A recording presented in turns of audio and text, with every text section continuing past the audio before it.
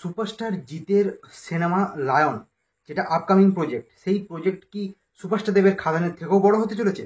Hello বন্ধুরা, আমি সৌভিক। আপনারা দেখছেন টলে বাংলা বক্স অফিস। ইউটিউব এবং ফেসবুক দুটো চ্যানেলেই কিন্তু আমাদের এই ভিডিওটা আসতে চলেছে, তাই ভিডিওটা প্রথম থেকে শেষ পর্যন্ত পুরোটা দেখবেন।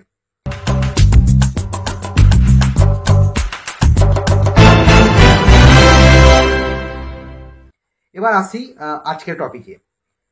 সুপারস্টার দেবের খাদান মুক্তি পেয়েছে 20শে ডিসেম্বর অর্থাৎ 2024 সালে, এবং সেই সিনেমা হই হই করে সিনেমা হলে চলেছে এবং প্রচুর পরিমাণে মানুষের সাড়া পেয়েছে। অডিয়েন্স হল ভর্তি করে দেখেছেন এবং সেই সিনেমাটা ইন্ডাস্ট্রি হিট হয়েছে।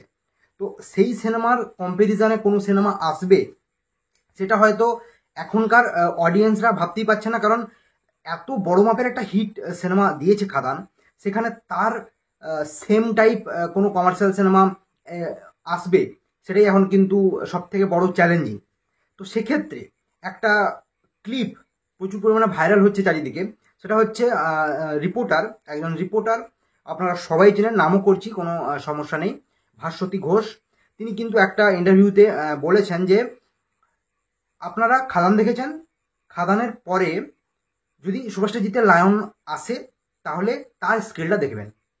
তিনি এটা বলতে চেয়েছেন যে খাদানের যে স্কেলটা রয়েছে বাংলা ইন্ডাস্ট্রির ভেতরে, যে মাসালা কমার্শিয়াল সিনেমা যেমন টাইপের হয়, খাদান যে স্কেলে তৈরি হয়েছে লায়ন তার থেকেও বিগ স্কেলে তৈরি হতে চলেছে, সেটাই কিন্তু বলা হয়েছে। সেটা নিয়ে বিভিন্ন রকমভাবে বিভিন্ন ফ্যান্স ক্লাব সেটা নিয়ে সেই ক্লিপটাকে বিকৃত করা হচ্ছে, সেই ক্লিপটা নিয়ে বিভিন্ন মত প্রকাশ করছেন। ঠিক আছে, সেটা নিয়ে কোনো সমস্যা নেই, কিন্তু মেন জিনিসটা সবাই হারিয়ে যাচ্ছেন বা মেন জিনিসটা সবাই ছেড়ে দিচ্ছেন যে সুপারস্টার জিতের লায়ন যে সিনেমাটা হবে, রায়ান রাফি যেটা করবেন, সেটা কিন্তু সুপারস্টার দেবের খাদানের থেকেও বিগ বাজেটের হবে, হতেই পারে, কারণ এটা কিন্তু জয়েন্ট ভেঞ্চার হবে। তো জয়েন্ট ভেঞ্চার যদি হয়, সুপারস্টার জিতের প্রোডাকশন হাউস যদি বেঙ্গল থেকে থাকে এবং বাংলাদেশ থেকে যদি কোনো ভালো প্রোডাকশন হাউস থাকে, তাহলে সেটা কিন্তু বিগ বাজেটের সিনেমা তৈরি হতেই পারে। এবং সেখানে যেহেতু সুপারস্টার জিত থাকছে, যেখানে তার বাংলাদেশের ফেস ভ্যালু অনেক এবং ওয়েস্ট বেঙ্গলের ফেস ভ্যালু ভালো, তো দুটো ফেস ভ্যালু যখন ভালো, তো একটা সুপারস্টার সে যখন দুটো ফেস ভ্যালু নিয়েই একটা সিনেমা তৈরি করতে যাবে যৌথ প্রযোজনায় অর্থাৎ জয়েন্ট ভেঞ্চারে, সেখানে তো স্বাভাবিক জিনিস, একটা সিনেমা মানে যে প্রডিউসাররা ঢালবে তারা তো নিজেই প্রোডাকশন হাউস সুপারস্টার জিতে, তো সে তো টাকা ঢালবে ভালো, এবং সাথে আরও বাংলাদেশের প্রোডাকশন জয়েন্ট করছে, সেও টাকা ঢালবে। এবার দুটো মিলিত একটা প্রচেষ্টা তো থাকবেই এবং সেখানে বিগ বাজেট আসতে বাধ্য।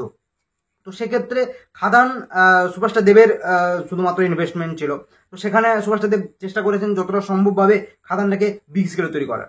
তো সেইখান থেকে খাদানের থেকে হয়তো লায়ন বিগ স্কেলে তৈরি হতে পারে, তেমনটাই কিন্তু বলা হয়েছে ইন্টারভিউতে।